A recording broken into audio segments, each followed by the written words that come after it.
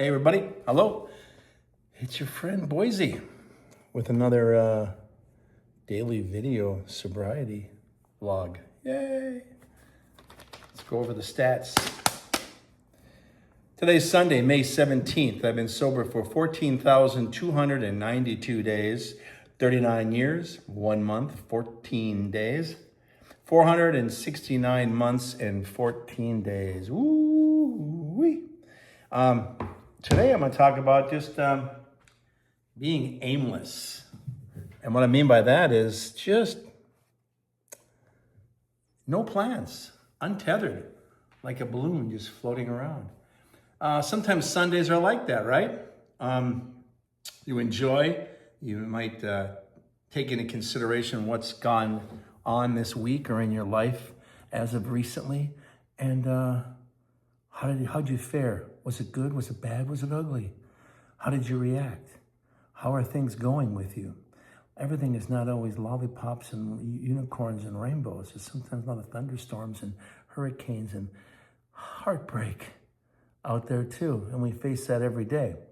And sometimes when you're just untethered and floating around, you can think, this is great. I've been sober for 39 years. I don't really have any complaints about a lot of things right now today.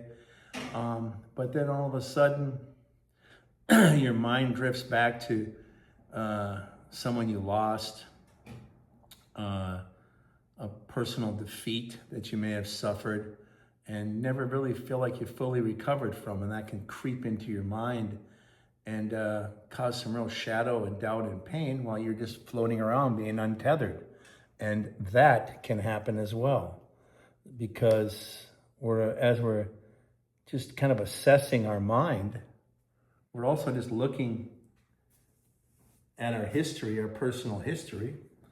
And not only do we know our personal history, we personally live it, right?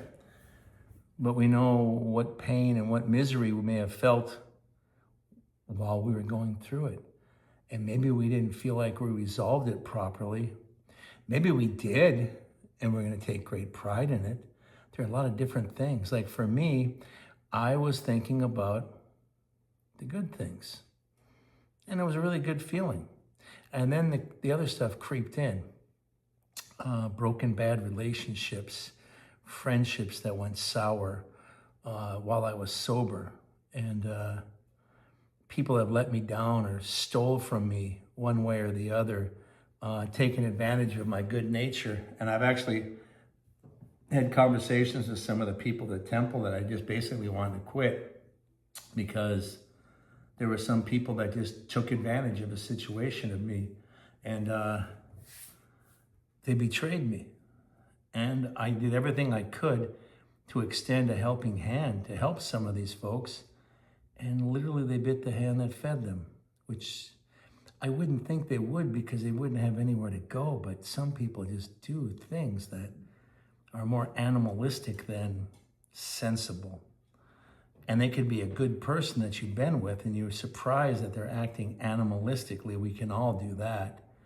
And they did. And I just didn't want to deal with anything anymore. And some of the folks at the temple talked to me about it and got me back on the track. I'm still a little wobbly over it, that's for sure. It's going to take a while to get over it. It's going to take a while to trust. It's almost like breaking up with someone that you really are invested your time and personal life with. And they turn around and just betray you in every way, shape, or form, and you're just stunned. You think, of all people, you. Well, I thought we had a great relationship. Evidently, I thought so. You didn't. But oftentimes, some of these people, even if they're on drugs, they'll be selfish. One particular instance, she's on still cocaine, so she is completely selfish. And the person that I thought she's not. And she's not even trying to get back to that person or have that person develop back into her psyche as she moves forward. Not necessarily making her go back 10 years and be that person. Take those elements and get them back into your life and get rid of this selfish, cocaine-ish cocaine anyways. And even when you're off cocaine and you're detoxing, and you could be off cocaine for months, you are still gonna demonstrate, hey, I got cats trying to get used to each other. Go on. Go on. So we got that kind of excitement too. Anyways, you're gonna have those selfish attitudes as if you're still on cocaine, or if you're, as I said, in treatment, even if you've been off booze for a year and you're acting like you did when you were on booze. It's called a dry drunk. And the bottom line is you're acting like you're still on it even though you're not on it. And you do that on purpose in your mind. It's a pattern, and it's an escape hatch, because that way you can literally say, look, I've been sober for a year and nobody believes me. Fuck this stuff, I'm out of here. And then you're back on your stuff again. And if you've relapsed, I just impersonated you, didn't I? Your family could see this video and go, God, Bob, that's exactly what you did. Does he know you? No, I don't. I just know who you are, Bob. Or Tori, or whoever the character might be that I'm dealing with at the time. So that kind of stuff is always going to kind of pop up, and it's ugly, and people selfishly kind of hang on to their old ways. Cheers, because new ways are frightening. And like I said, the first 6 years are definitely the most frightful.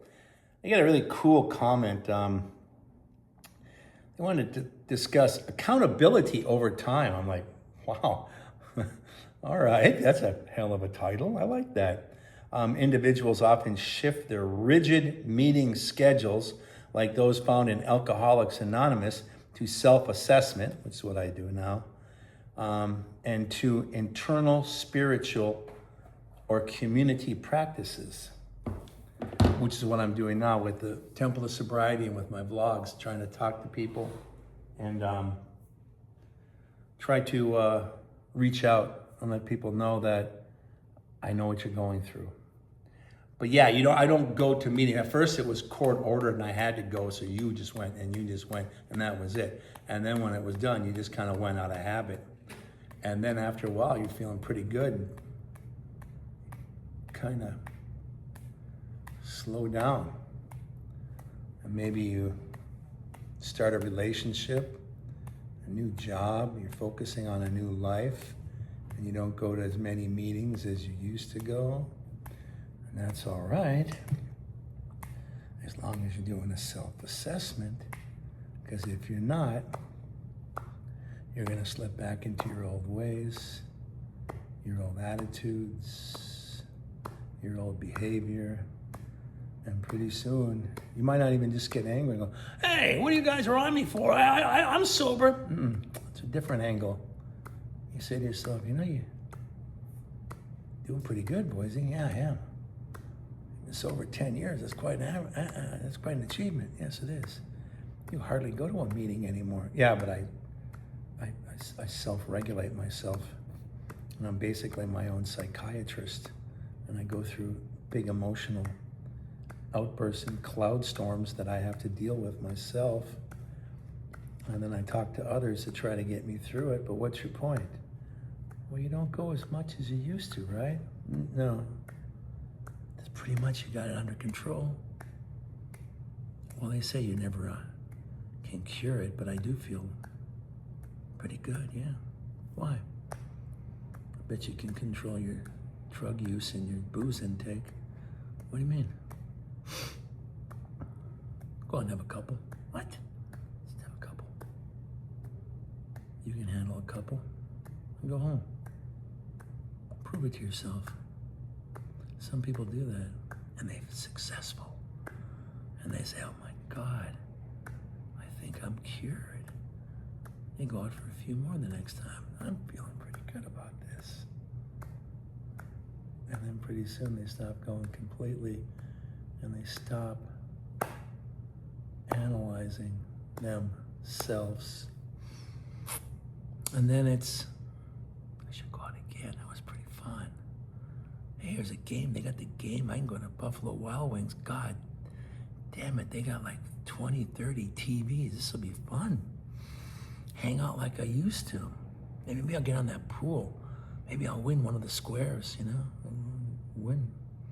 That'd be great. And the next thing you know, you're in it. And it doesn't take long before you overdo it, crash, burn, do something horrific.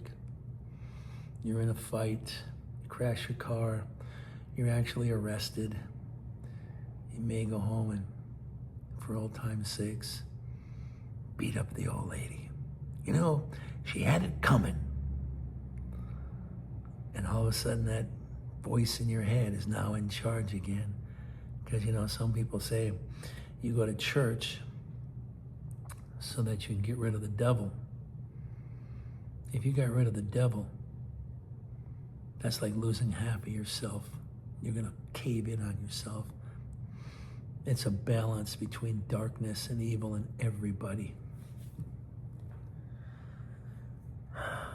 People say you can get rid of it completely. So if you can get rid of the devil completely, why can't you get rid of alcohol completely? Why can't you get rid of drugs completely? It's part of us, and it's part of the way we think, and the part of the way we move, and the way we look at things. Remember that hole in your soul. How big is it? How big is that tear? That's what you're really dealing with. You forget about that hole in your soul, you get up here and it's like, I can handle drugs again. I should do a line. And you're back at it. So you don't even have to be screaming, F you people don't believe in me.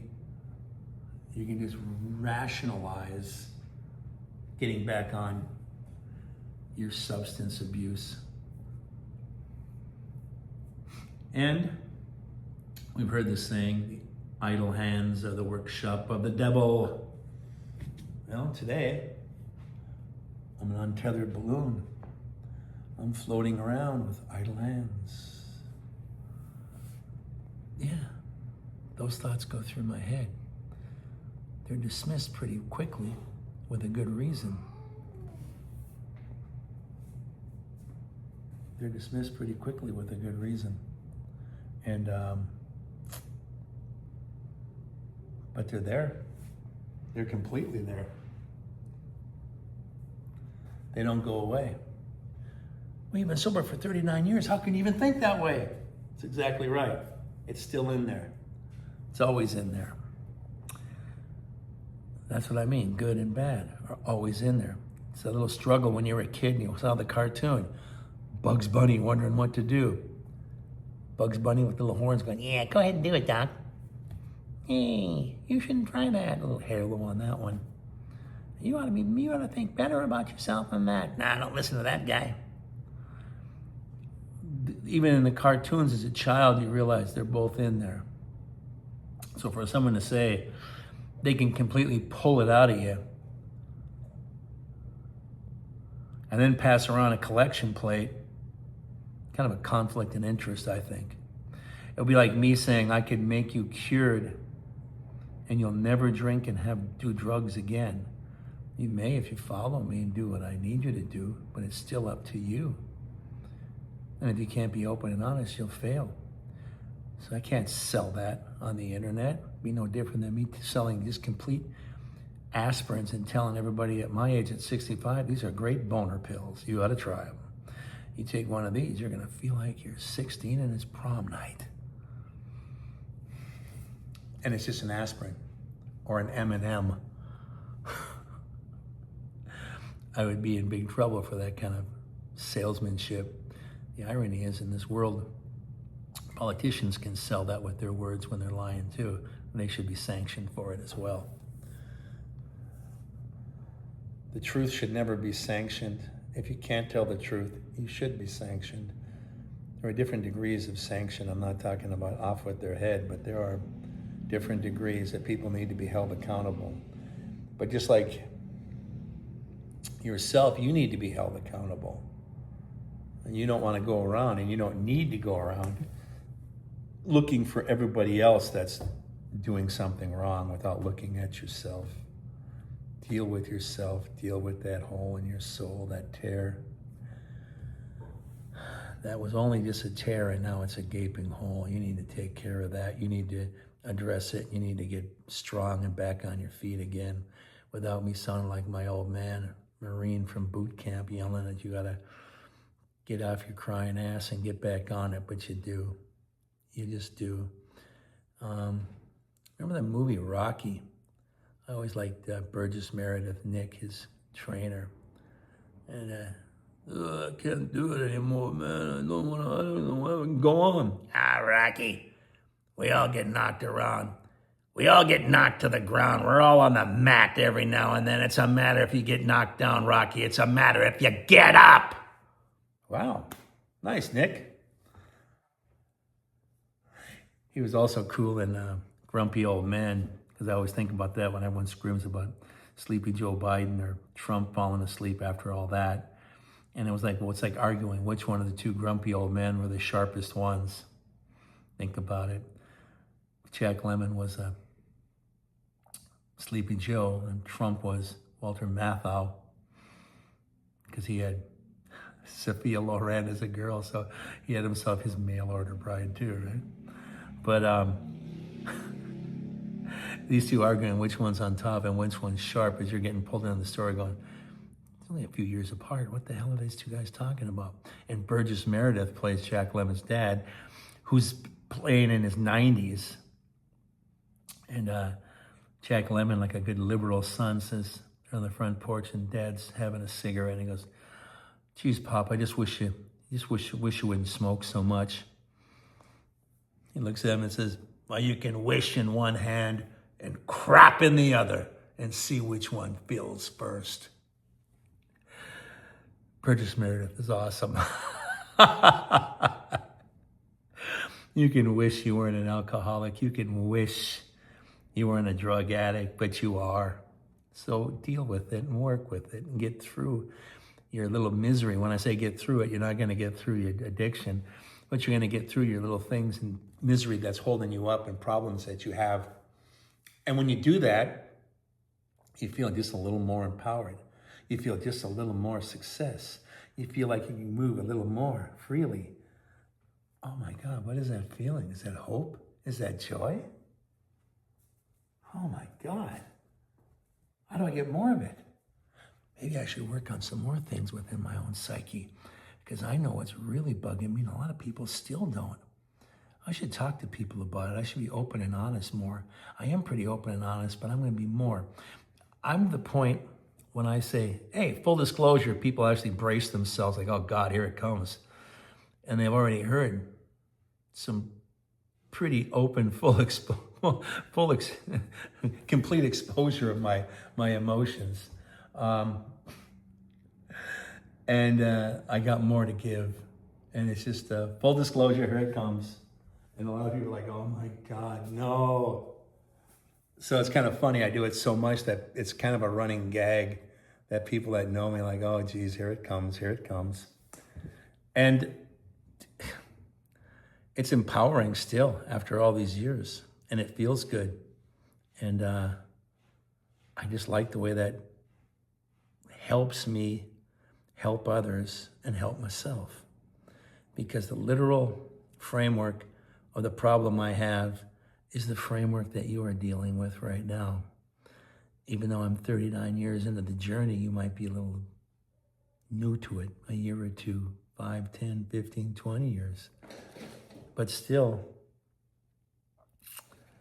it's still something that you need to share, and you need to feel, and you need to express with others around you, especially loved ones, because that makes for better, loving relationships, whether it's a wife or a husband or children, mom and dad, brother, sister. It's a great feeling to feel tighter within your family because you shared something with them.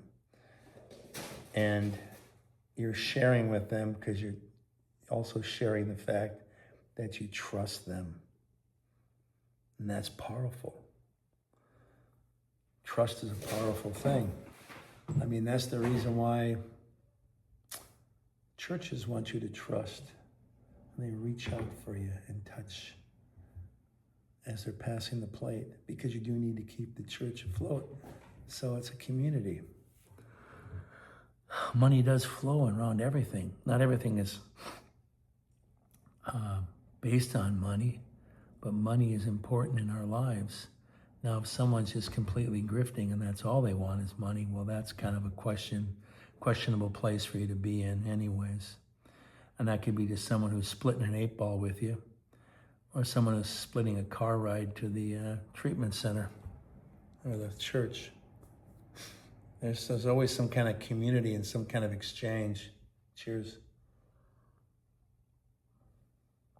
In the end, how positive is it on your life? Did it do you any good? I hope it did. That's what it's all about. So, when someone says about making adjustments, I stopped going to a lot of meetings in the end, but I do this now, and I meet with a lot of people. But people that know me know that I'm sober, and I have conversations. And the funny thing is that sometimes somebody who knows I've been sober for years suddenly breaks and tells me they had themselves a bad episode, and they are addicted to drugs or alcohol, and they would like to have some suggestion for me because they feel like they've hit rock bottom, and they break down and cry right in the car while I'm driving. And those are human moments. Those are touching moments. Those are people that are on the edge at the fork in the road, and they're reaching out and crying for help. They need help. They need someone to trust them. They need someone to be there for them. And that's what I try to be. And sometimes it'll fail and slap me back in the face. And like I said, I didn't want to do it anymore. And then some of the people got me back on the track and back on thinking positive and not being so selfish and being so hurt. Deal with it. I should deal with it. I actually talked about how I felt hurt and how I felt mistreated and untrusted. And after all I've done, where's my gratitude? But then it dawned on me, it's like, well, then why I'm not doing it just for my gratitude. It's gonna happen from time to time. I got cats. Every now and then one bites me. Every now and then one scratches me. We got a new cat we're working in, so that's a new adventure. And he's a young 8-month-old kitten, but he's like a kind of a half size. They're about half size at that point. And the other 3 that have been here for a long time, even baby Midge, I think she's like 9 or 10 years old now, Kim said. I don't keep track too close. I have to always ask her about that. I mean, I'm sure one day I'll go, how old am I? I don't remember. But, my little baby is now a middle-aged woman who doesn't like this little guy. She fights the most with him. So it takes a while for adjustment. Everybody adjusts. There's always adjustments, whether it's a cat in your house, a new job, a new roommate, a new class, a new school, a new college, a new relationship, end of a relationship, a new marriage, a divorce, a birth of a baby, a death of a loved one. They're all out there, folks. And you're going to experience it every time, not every day. Thank God, all of that, which you will before the week is done or the month is done, and definitely before the year is done. Can't get away from that. Adjustments. Thinking about adjustments as I'm untethered today. And I was very excited. Then I got really concerned and sad, reflecting on what I was thinking about doing and quitting, and then getting back up again. And when I say quitting, I don't mean quitting being sober, quitting with an outreach program, because I got bit too hard on my hand the last couple times this last month. And I just said, hey, at my age, I can just retire and just live a quiet life. I can start reading books again and chill and not have to report anything. And some of my colleagues were like, well, this is why we do this, because of you. You're the reason why. You got to be out there. People have to know. Because, let's look at my stats, and this is what they keep reminding me of. Today's Sunday, May 17th. I've been sober for 14,292 days. Yeah, I know. Let that sink in with me too sometimes.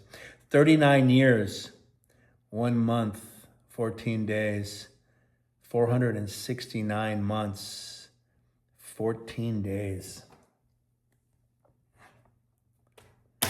Thank you for sharing that with me. Thank you for being here. I appreciate that. I appreciate you. Those of you that help us with Patreon, thank you. Cash App, Venmo, buy me a coffee. Ding, ding, ding, ding, ding, little chime. It's all tax exempt at the Temple of Sobriety, and we appreciate it so that we can work with our outreach program, helping people that know they're already in the throes of addiction, that ruin their lives and want to rebuild it. People that have just crashed so hard they ruin their marriage and they're never going to get it back, or they are trying to get it back, but the kids are the collateral damage and all that mess. And we've all been children of collateral damage, one way, shape, or form. Some of us really horrific, and some of us dented.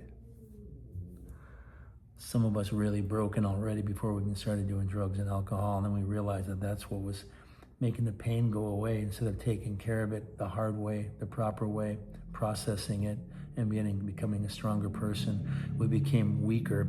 As I forget who said it, but it was an expression about drinking. Cheers. Talking about a guy who drank from the bottle. Enjoyed drinking from the bottle. And over time, slowly but surely, the bottle started drinking from him. You might be that guy, you might be that girl right now, you might have been that person, I was that person. You might just be getting an inkling that that's happening to you right now because you're heading towards your crossroads of life. Now is the time to wake up. Join the team, join the community, join the people that are chatting down below, comment with them. Those are your brothers and sisters. They know exactly what you've been through. You are not alone. That is a great and powerful feeling. I can feel that right now. And that's what you need for that hole in your soul. That and cats right there. There's a cat right there. Hey, Dad, look at that. Yay. But thank you from the bottom of my heart to the top of my soul. Thank you all. I appreciate it. Thank you for being here. Your time is very valuable. Thank you for spending it with us and sharing it with us. It means a lot. In the words of Ringo, peace and love, everybody. Peace and love. I love each and every one of you. Thank you so much. I will see you tomorrow on the next daily sobriety video vlog. Thank you. Bye.